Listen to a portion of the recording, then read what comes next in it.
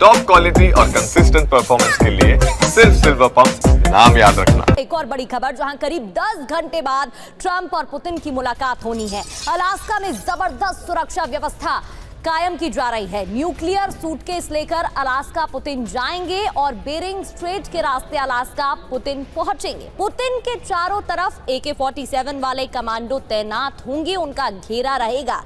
तो पुतिन की सिक्योरिटी खास तौर पर ध्यान दिया जा रहा है। व्लादिमीर पुतिन की सिक्योरिटी को लेकर करीब 10 घंटे बाद डोनाल्ड ट्रंप और व्लादिमीर पुतिन की मुलाकात होनी है। सभी की नजर इस पर टिकी हुई है और अलास्का में जबरदस्त सुरक्षा व्यवस्था अब बनाई जा रही है। न्यूक्लियर सूटकेस लेकर अलास्का पुतिन जाएंगे और बेरिंग स्ट्रेट के रास्ते वो यहां पर पहुंचने वाले। अब देखिए, ये अपने आप में बहुत महत्वपूर्ण हो जाता है। यही रूट क्यों चुना जाएगा और फिर अलास्का में ही क्यों मीटिंग हो रही है? सिक्योरिटी व्यवस्था इतनी टाइट क्यों है? ये तमाम सवाल हैं जो खड़े होते हैं। पुतिन के चारों तरफ AK-47 साथ लिए कमांडो होंगे और उनका घेरा हमेशा रहेगा।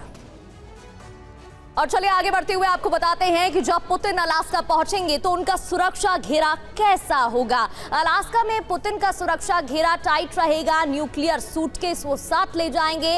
SR-1 वेक्टर पिस्टल मैन तैनात रहेगा। बुलेट प्रूफ जैकेट पहने होंगे। AK-47 सुरक्षा कर्मी कमांडो घेरा बनाए रखेंगे, तैनात रहेंगे। इसके अलावा फूड टेस्टर भी होगा और माइंड कंट्रोलर भी होगा। तो ये वो तमाम चीजें हैं जिनका ध्यान रखा जाएगा। अलास्का में पुतिन की सुरक्षा रहेगी, जहां बेरिंग स्ट्रेट के रास्ते से अलास्का पहुंचने वाले हैं पुतिन। रूसी एयर स्पेस से सीधे US हवाई क्षेत्र में ही वो प्रवेश करेंगे और इस दौरान उनकी सिक्योरिटी बहुत ज्यादा टाइट होगी। पुतिन के विमान को विशेष सुरक्षा प्रोटोकॉल भी मिलेगा और उसी प्रोटोकॉल के साथ वो वहां पहुंचने वाले हैं। पुतिन के आसपास अभूतपूर्व सुरक्षा घेरा होगा। पुतिन के साथ बेहद ट्रेंड सुरक्षा कमांडो भी तैनात रहेंगे और इसके अलावा फेडरल प्रैक्टिकल सर्विस का घेरा भी होगा, यानी कि माफ कीजिए, प्रोएक्टिव सर्विस का घेरा भी होगा, यानी कि ये भी वहां पर तैनात रहेंगे। और पुतिन के आसपास जेमिंग डिवाइस एक्टिव भी रहेंगी। इतना ही नहीं, पुतिन के साथ बख्तरबंद गाड़ियों का घेरा भी रहेगा। और तो और पुतिन के साथ AK-47 man, anti tank grenade launcher भी होंगे। काफिले के साथ एंटी एयरक्राफ्ट मिसाइल भी होंगी। तो कुल मिलाकर जब पुतिन वहां पर पहुंचेंगे तो पूरा ध्यान रखा जाएगा। मनीष झा हमारे सहयोगी जुड़े हुए हैं। वीणा जी, मैं आपके पास आती हूं सबसे पहले, उसके बाद मनीष का रुख करूंगी। वीणा जी, अपने आप में बहुत महत्वपूर्ण हो जाता है अलास्का क्यों चुना गया मीटिंग के लिए, और फिर जब पुतिन वहां पर पहुंचेंगे तो उनकी सिक्योरिटी इतनी ज्यादा टाइट क्यों हो जाएगी?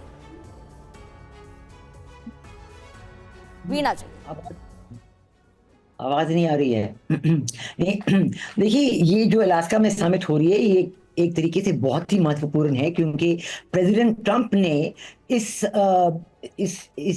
समिट को लेके बहुत ही ज्यादा स्टेक्स बढ़ा दिए हैं और उन्होंने एक बात तो ऐसे आश्वासन दिलाए थे कि इस समिट मीटिंग के बाद जो उक्रेन और रशिया के बीच कॉन्फ्लिक्ट हो रही है उस पे वो समझौता करने को तैयार है और समझौता हो जाएगा।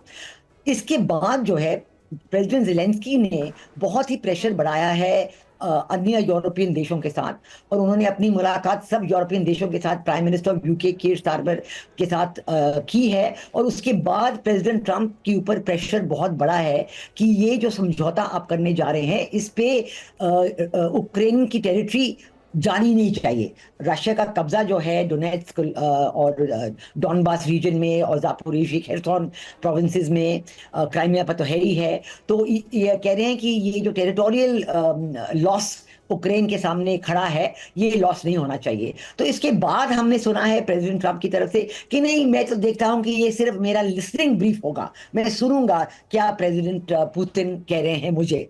तो अभी कहना बहुत मुश्किल है कि इस समिट के बाद कुछ प्रोग्रेस होगी कि नहीं होगी।